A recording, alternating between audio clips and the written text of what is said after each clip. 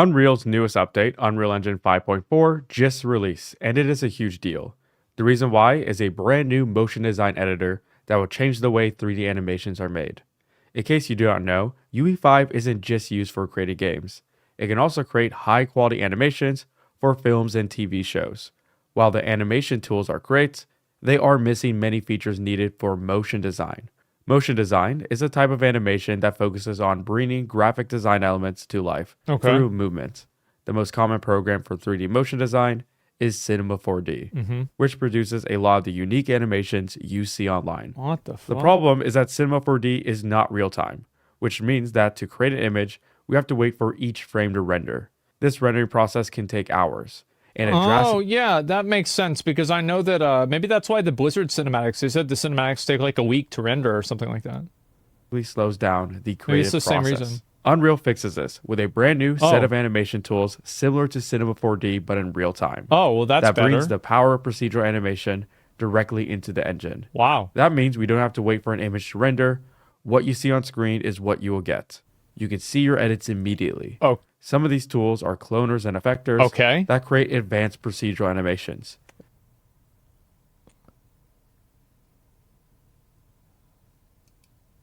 You can clone thousands of objects and program how each of them interact with each other, creating unique, complex animations. To activate motion design is simple. It is just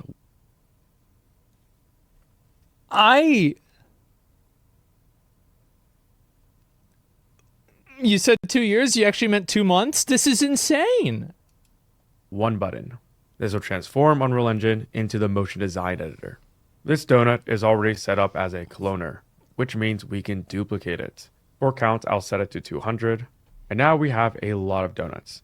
With effect, There's way more than 200 donuts here. Way more. I think there's at least 250. we're able to animate cloners. This effector is set up to create an ocean of donuts. And this one is set up with physics for some advanced procedural animations. And we can create something really interesting by setting this to unbound. Physical animations like this was difficult before the motion design tools. This is like an eldritch abomination made out of donuts. What the fuck? This was difficult before the motion design tools. And you can animate everything. Here's an effector that generates an entire forest which is keyframed. With these tools, we can render common motion design animations. Isn't it crazy? Like, I wonder how long it would take to make something like this 10 years ago. You know, or 15 years ago, if it would even be possible. On top of that, we can change static meshes in real time using modifiers, which can stack to create different effects. This is very similar to Blender's modifier system, and all of their properties are animatable. Also, we can now combine 2D and 3D graphics. There's a new 2D editor with a layer system similar to Photoshop and After Effects, What with mask the and fuck? blend modes. This makes editing 2D graphics easier than ever, and we can animate any of these 2D properties or add them as a part of a 3D animation. Since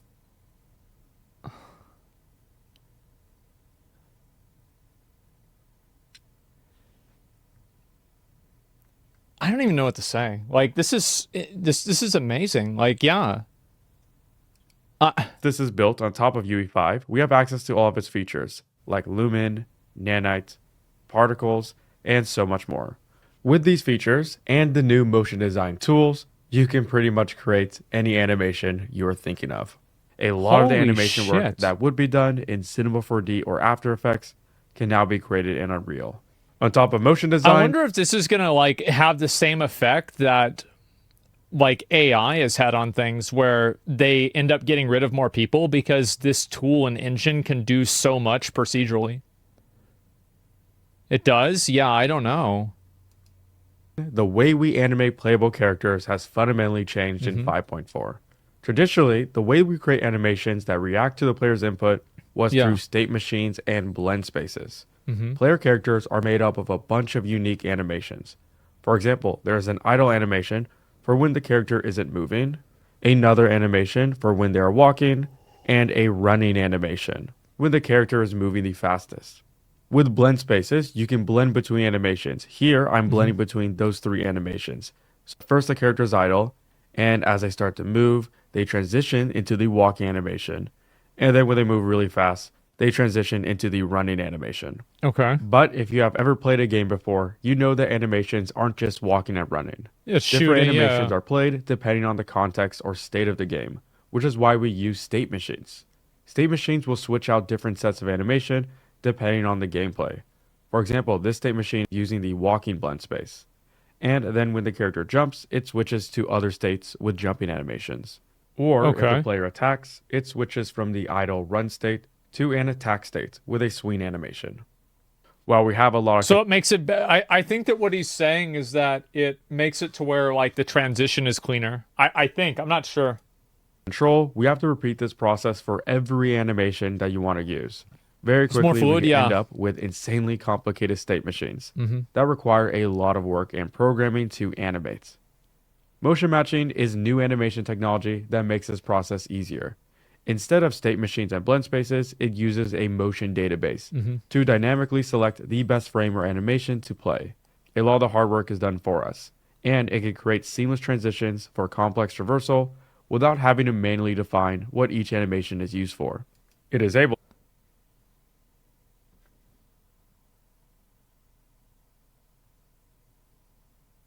Well, fuck. Because like yeah, you guys all know like you play a game and like the character does a different animation and it looks really stupid. Oh my god. It just works. Yeah, it does. to predict the next location of the character to help decide what to pick. So if the character is jumping, the system would automatically pick an animation where the player is bracing to fall back to the ground.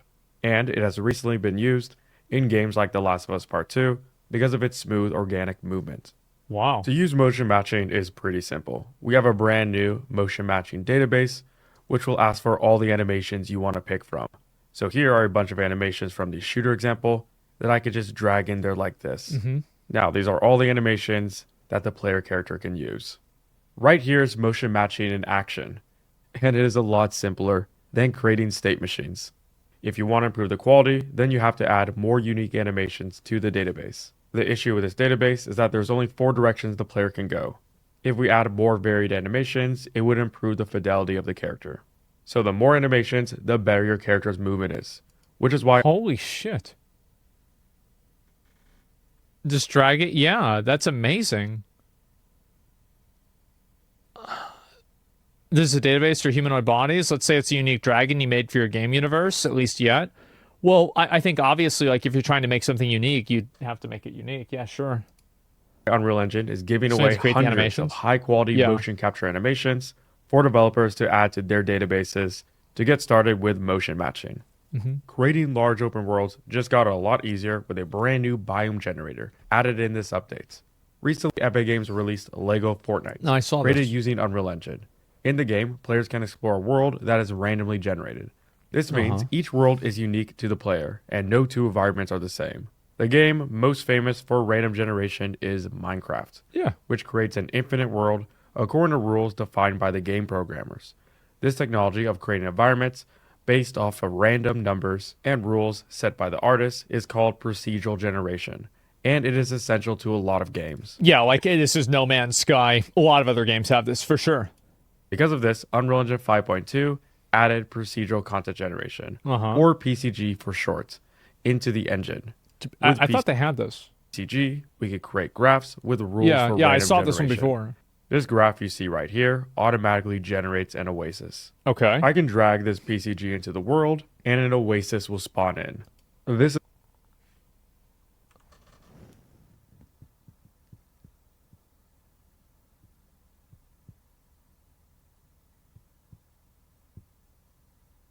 Huh.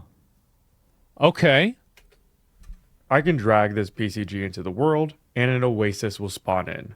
This is great Yeah. because realistically, we can't expect an artist to hand place every single object. Sure. Using PCG, we can create graphs that automate the tedious process for us. Because of the rules I set, I can change the shape of it, lower or raise the amount of trees, or Oh. cut a road through it. You can watch the Unreal 5.2 video to learn more about it. PCG That has is nuts. You just do a road through it like that. Wow. Look at this. it. You can watch the Unreal 5.2 video to learn more about it. PCG has gotten a significant update in UE 5.4 Okay. with the Biome Generator. This tool was originally created to generate the biomes in LEGO Fortnite. Biomes are sets of procedural generation rules. Minecraft and LEGO Fortnite are divided up into biomes, with some areas being forests, others being deserts or mountains. snowy Yeah, sure. mountains. They are the key to procedural worlds, because without them, the world would be stagnant with the same repeating patterns everywhere. I feel like a lot of games have this. Like, I mean, Valheim, for example, like many games have this kind of thing. Here is an example of the biome generator. All of these biomes and the static meshes that make up them are being placed procedurally. And while this example is small, you could extend this to a massive open world. Of course. And just in case you want more control, you can move. I think that having an open world, like a really big one that's all procedurally generated, does usually feel kind of empty and bad. I think the best way of doing this is like having it procedurally generated 80% and then having an actual designer come in and add in that last 20% that gives it that flair. I think a mix is what the best outcome is. Biomes around, and the tool will realistically scatter the assets. This tool was created entirely using PCGs. You can see by opening up the graph how it was made. This goes to show how versatile procedural content generation is. Entire new tools and worlds can be generated from it. And you could get great results without a complicated graph. This is a PCG I created from scratch that quickly switches between biomes. With the biome generator and procedural content generation, we can start to generate infinite worlds in Engine. Oh man. We must live in a simulation? Yeah, we're living in Unreal 7.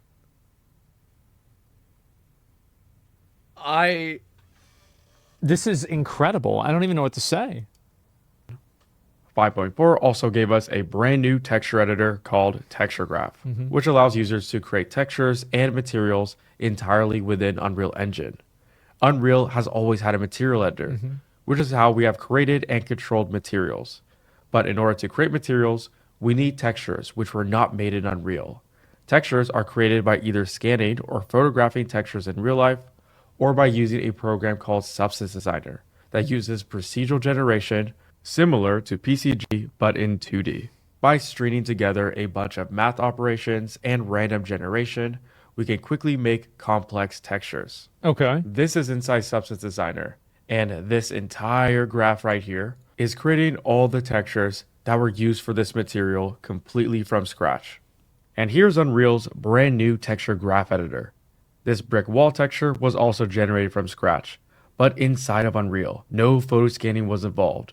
All the nodes you see right here are being used to create this texture. So let's zoom in to see what is happening. We first start off with a procedural pattern that we add noise to. This pattern will be used as a base to separate our concrete from the bricks. We then generate a brick color and create the concrete color. We combine both of them to make the brick. Similarly, we are also able to create a roughness, normal, and height texture. Using these generated textures, I can quickly create a material and then add it to my environment. We can take this even further. This is crazy. What the fuck? A lot of tech fields are going to simplify like this? Yeah. It's so fucking simple. Yeah, you just do it. Last update. That allows us to change the geometry of an object from a height texture. Here I am adding the height from the texture graph to the material. Now there is real geometric depth. The entire material was generated procedurally. Texture graph opens up whole new possibilities. And you can see, obviously, like, this isn't as good as the one that was a reference, that was, like, used from a reference picture. That was me, not you, sorry. But it's like, I mean, it'll obviously just keep getting better. Yeah. The entire material was generated procedurally. Texture graph opens up whole new possibilities to create materials or speed up our texturing workflows. Motion design isn't the only animation feature to get improvements. In 5.4, creating animatable characters is now easier than ever with modular control rigs. To animate 3D characters, we first need a rig. Oh, Rigs yeah, are I saw this. This is the thing I looked at like 2 days ago. artist-friendly controls that make common tasks easier. On metahumans, there are 2 rigs. One that controls the entire body, and another one that face? controls the face. Yeah. In Unreal, we can create our own rigs called control rigs. But creating control rigs requires a lot of programming. To automate this process, we now have modular control rigs, which are pre-made rigs we can add to our characters. So look at that. It's like a chain, a foot. And so it's like you can just apply this entire logic to an area, I think. To start animating quickly without any programming. This means that now with the skeletal mesh editor introduced in UE 5.3. So it's like just programmed editing? Or programmed animating? Artists can add bones to create a skeletal mesh and then rig the skeleton mesh with modular control rigs. Oh my god. Something that used to be done in Maya or Blender can now be done entirely in Unreal within a shorter period of time. Also added is a new auto retargeter. This can transfer any animation on a bipedal character to another bipedal one. So all the animations we already have access to for metahumans and the default skeleton mesh can be used by new characters. Yeah, and it's like, I bet that if you just applied this one for one, it would probably be an issue and it wouldn't look very good. But I bet if you just probably spent 10% of what the time that it used to take to do this, to fine tune it, it would be amazing. CD Projekt Red moving to Unreal makes sense. Yeah, really. This is insane. The sequencer, which is the timeline we animate on, has gotten a facelift, improving readability, and there is a brand new gizmo, making the process of using control rigs a lot easier. Unreal Engine now performs significantly better with multiple parts of the engine being optimized. Tests on the CA sample demo showed that GPU time decreased by 25%, and render thread. That's, I think, one of the most impressive things about this to me entirely, is that not only has the quality increased by like 5x, but also the performance has also increased. That's disgusting. Time for another layoff of 30% of the industry? Yeah, I guess so. Time decreased by 50%, Oh my dramatically god. increasing the frame rates. Hardware ray tracing is now 2 times faster for some environments, and targets 60 frames per second. With every new update, Unreal gets faster. This just touches the surface. You could check out the release notes to see everything added to the engine, which was a massive amount for 5.4. Unreal Engine is constantly evolving. Every week there is something new in the world of Unreal and computer graphics, which is why I made the Unreal Sensei newsletter, to keep you always up to date with the latest This Unreal is nuts. news. There's a link to join in the description. Also, there's no better time to learn Unreal than now. This. Luckily for you, I have a free course here on YouTube that'll teach you how to create the environment you see on screen. Check it out in the description and subscribe for more UE5 content in the future. Oh my god.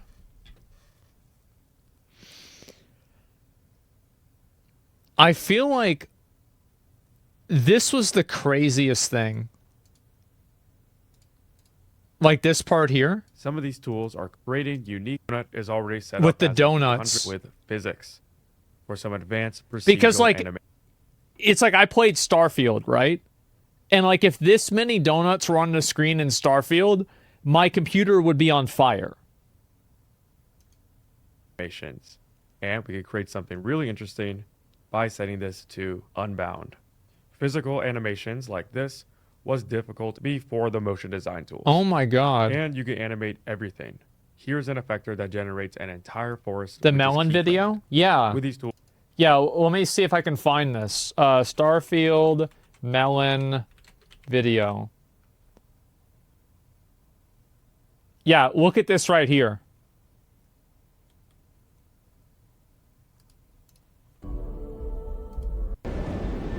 Look how laggy it is.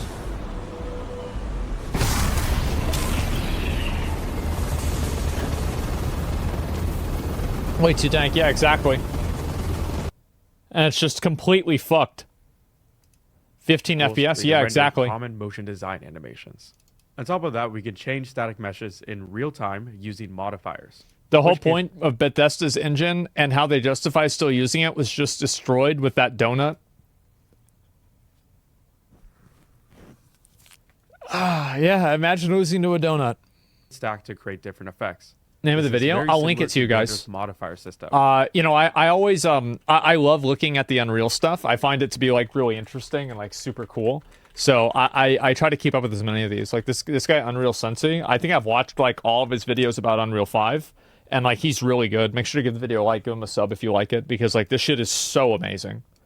Like I'm actually really impressed by this, especially like with the motion mapping for the matching. I mean, for like the different characters, and the fact that like it's not like you're locked into an animation anymore. Procedurally generating an endless environment of like 4K textures almost. This is incredible. Like it's amazing that it's even possible. I will be right back.